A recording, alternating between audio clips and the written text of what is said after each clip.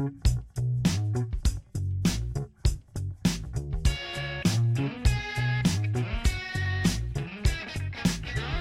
there, Gracious Gang. You are listening to the Gracious Guest program on whatever podcast service you enjoy, because that's the only way to get this thing. So whether that's iTunes or Google Play or, Stitcher, Podbean, Pocket Casts, there's various ways to get this, but you are, one way or the other, listening to the Gracious Guest show. And I am your humble host, as always, Mike Creevy, joyful to be sitting here at my Blue Yeti microphone in my home at my desk, which is where I'm doing this today, but I can do the show from a lot of different places these days, which is cool. No matter what's going on, no matter how little time I have, I can sit down and put something together just for you. And here's the deal. I just gave a little hint. This episode is about time. It is. And because my last episode was a little longer than usual, this one's going to be a little shorter than usual. So I'm just going to play with time and do this in a ridiculously short amount of it is the goal. Before I do that, make sure you spread the word about the podcast to your friends, to your family, whoever you think, maybe to your enemies, I don't know, whoever you think might best avail themselves of this show. And, whether that's for the whole run of it or just some episodes you like, you like the book reviews but not anything else, hey, that's fine. I got book reviews, I got movie reviews. I've got life experiences. I just share with you some things as I see it, and some people seem interested in that. An increasing number of you, it seems, too, which is interesting. So I'm very touched that you've joined me today, and today, like I said, we're talking about time. Do you guys remember that Chicago song? We used to perform it all the time. It's the song called "Does Anybody Really Know What Time It Is?" It's really jazzy, Does anybody really know what time it is? Does anybody really care? If so, I can't imagine why. We've all got time enough to cry.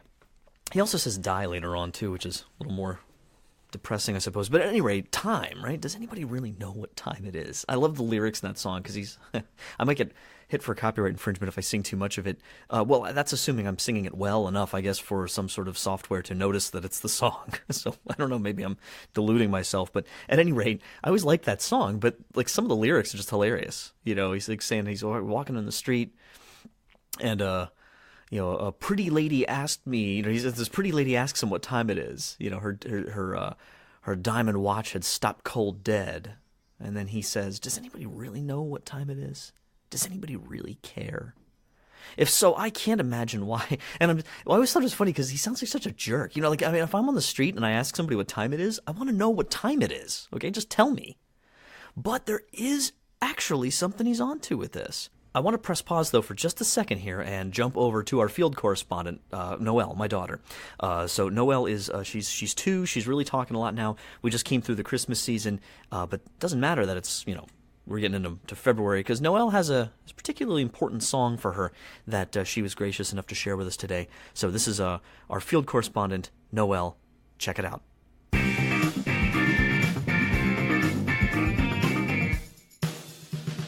Noelle, what's your favorite song? I don't know. What's the song you always listen to when we get in the car? I did Jingle Bells. Jingle Bells? It's not even Christmas. Do you like to listen to Jingle Bells all the time? Yeah. How does Jingle Bells go? Can you sing it for me? Jingle Bells go yet. Can you sing it right now? Jingle Bells, Jingle Bells, Jingle. Good. And then you go, oh, what fun? Oh, fun to do. Right. Wanna to be Hey. Hey. Jingle Bells. Jingle bells. Jingle all the way. And then how does it end? Over fun. Go that. Like that. It goes like that. Very good. Ride. Go that. Yeah. Go that. Yeah. Go. Can you yell, go Jingle Bells? Jingle Bells. Okay, say bye-bye. Bye-bye. And I'll tell you what, she is just a great singer, don't you think? I think she's a much greater singer than I am. So I had to join in though a little bit here earlier in this episode. So thank you for enduring my singing to get to the real event, my little girl's singing of Jingle Bells. Now, getting back to the topic of time. Time is actually pretty mysterious when you get right down to it, and I recommend you go check out. There's a lot of really cool things out there about this. I mean, from documentaries to articles to just books. I mean, there has been hardly few things that have been explored and thought about and meditated upon more than time and the mysteriousness of it in human life. So I don't even know where to begin to give you resources to go check because it's all over the place. A few that I might mention that are kind of cool. In some cases, I can't remember where I read it or where the article was per se, but you can maybe go Google it. There was an experiment that they did years ago where they had two planes take off, I think this was in the 70s, from an airport in D.C. I forget if it was what it would have been at the time. Maybe it was Dulles or wherever. And they had like hyper scientific clocks, like incredibly synchronized to one another, like government grade, synchronized clocks, one on each plane. And then they were both synchronized to a third clock at the Naval Observatory in Washington, D.C. And the planes took off at precisely the same time. One flew to New York, I want to say, and I think one flew to London and one flew to like San Diego or something. Like they both flew like 3,000 miles in opposite directions. And when they landed, they checked the clocks, and the clocks were, just a little bit, like it was hard to detect, but they were a little tiny bit off of each other. And it's like, how is that possible? So just in a fraction of a way, there was like this sort of time travel almost going on. I mean, we do this all the time. We're always traveling through time in one way or the other. But they got a little bit of this, and they've since done a lot more experiments with all sorts of cool time-bending, type things that are just mind-blowing, and I don't begin to understand how it works. But they even say, like, if you work supposedly at the top floor of like a 100-story building, and compared to the people who work maybe in the lobby of that same building, that there's a difference, a slight difference. I mean, we can barely detect it, but there's a slight difference in like the aging, because one of you is much closer to the surface of the earth versus the one who's further up, and you're kind of, traveling a further distance over decades. Like, it's just bizarre, right? Because at the core of it, really, there's a lot of ways we could talk about time, but when you get right down to it, however you talk about it, what you're really talking about is a measure of change. Like a really kind of sequential, mechanical, kind of quantitative way to track change of some kind, right? That's a very basic definition of it. And what's really interesting about this is then when you look at like the Christian faith, and you look at a lot of the sort of philosophical and theological musings that have been done about time, it ultimately comes up in the Christian faith because of really the discussion of eternal life, right? Because we believe, I'm Catholic, I believe that after this life and the whole mode of existence that we know anything of here, somehow there is some sort of transition of who I am, and then I believe ultimately, the bodily resurrection that will fulfill that in the very end, but some sort of transition into a kind of a totally different kind of mode of life. That thing we call life. And what does that even look like? How can we even really talk about that?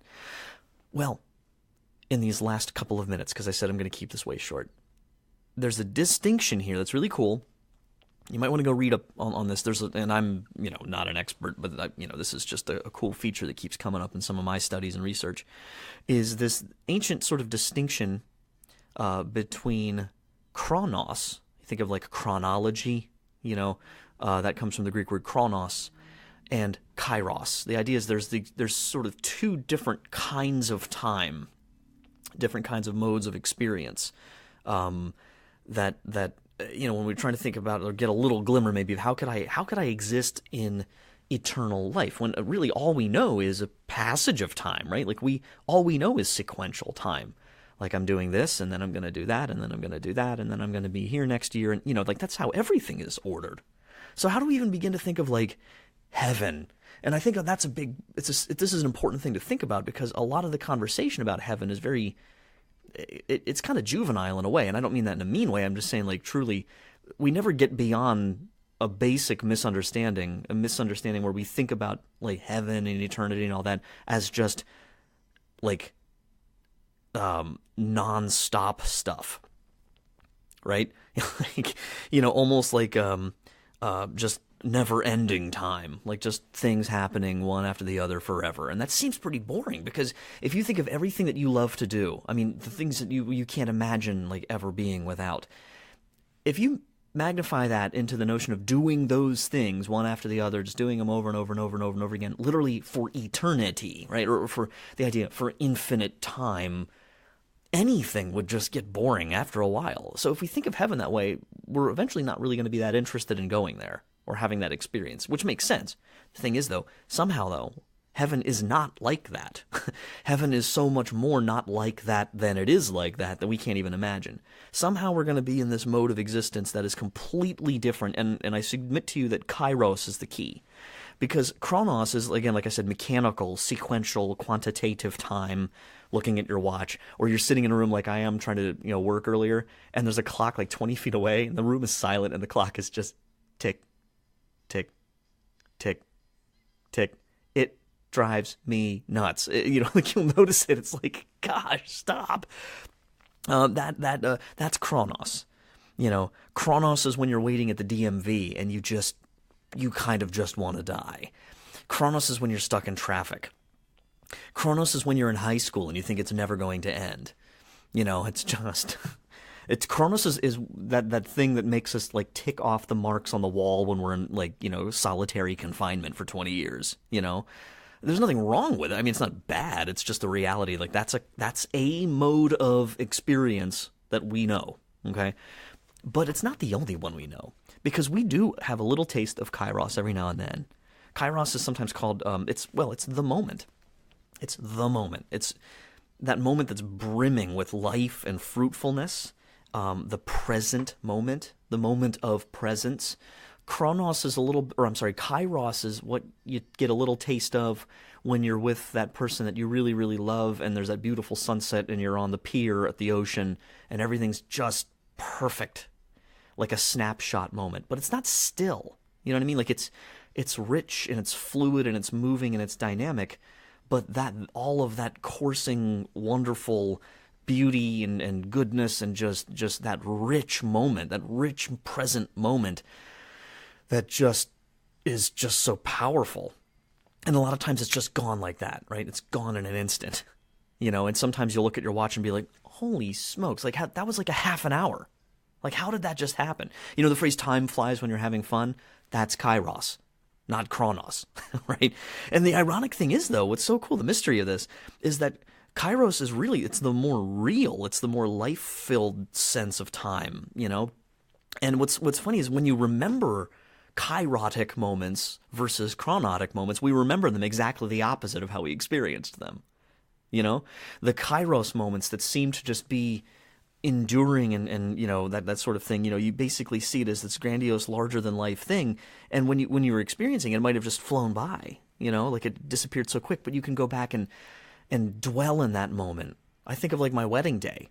Moments from my wedding day that I can just go back to and just hold on to that and like reflect on it and kind of be back there in my mind and my imagination. And then I look at my watch and time flew by again, And I was just maybe focusing on one moment or one dance or one just beautiful, hard to describe moment from that day that I can just swim in, or the birth of your child, maybe something like that. Or like when you graduated, that incredible moment, right? When the hats go up, like whatever it is, something that, like a trip you went on with your mom or your dad or your best friend or something like that. And that just a really wonderful moment where you just were fully alive at that moment. Well, those moments, when you look at the other side of it, what about the chronos moments? The moments that when we're going through them, we think they'll never come to an end, and we're just like, I'm going to be stuck in high school forever. You look back at those, it's like a flash in the pan. I mean, I can't believe how absolutely vaporous my whole experience of high school is now for me. I mean, it was a big deal, right? I was awkward, all right? I was really nervous. I was a nervous wreck a lot of times. It was so important. It was so huge. High school was everything at that time, and it was this huge hinge. And it is important, but it's funny. You look back on it, it's like, gone, done. Like a tiny little whisper of a moment in my life in the grand scheme of things. You know what I mean? But it was 4 years long. It was 4 years long, and it's just like, whatever.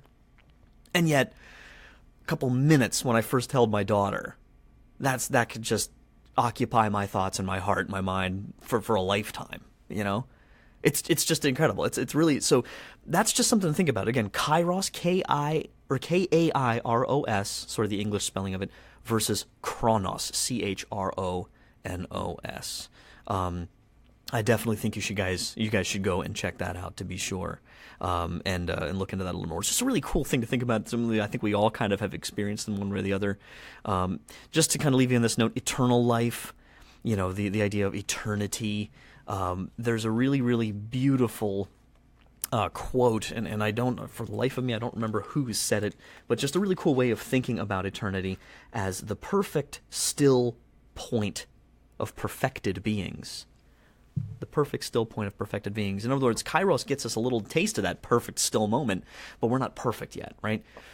Heaven, by definition, is just living in Kairos forever. That sounds pretty awesome, don't you think? Isn't that a lot better than the idea of sitting on a stupid harp plucking away? That's not heaven. That's not what the church ever taught heaven is. Heaven is the perfect fulfillment of every desire, every good, holy, and wonderful and beautiful thing, every life-enriching moment we've ever had forever. Okay, that's a little bit of what we're talking about here. So thanks so much for tuning in today to the Gracious Guest Show. I'm all fired up now. I want to go find some more Kairos moments. And you can't make them happen. Sometimes they just pop up, and you got to be ready for them. So with that in mind, go over to the website, thegraciousguest.org. Check out the podcast feed. Get subscribed there. Check out my blog, YouTube, all that fun stuff. I'm over on Twitter at gracious_guest. And with all this in mind about trying to make sure you are ready and receptive for those Kairos moments, till next time, don't forget to wonder. Take care.